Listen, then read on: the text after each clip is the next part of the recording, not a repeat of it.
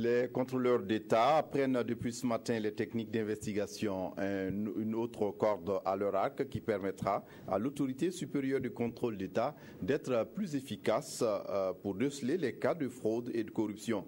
Une cinquantaine de contrôleurs d'État prennent part à la formation assurée par des experts des Nations Unies. Jacques Lamissa à Tarpaga pour les détails.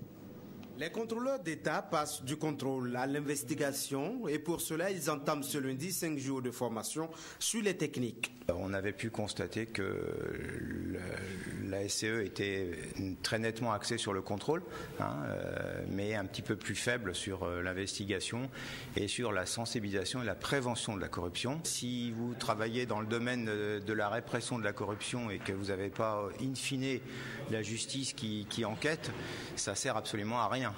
L'autorité supérieure de contrôle d'État fait ainsi des réformes pour être plus efficace sur le terrain de la lutte contre la fraude et la corruption.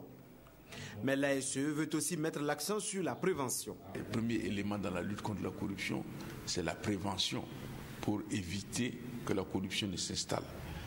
Même si la répression est aussi une des armes de lutte contre la corruption, le mieux c'est de prévenir, de sensibiliser, d'éduquer pour faire en sorte qu'il y ait une culture du refus de la corruption.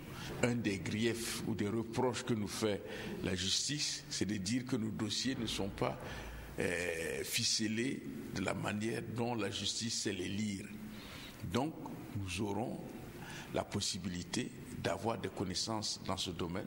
L'autorité supérieure de contrôle d'État, dans sa mutation, entend intégrer en son sein des officiers de police judiciaire.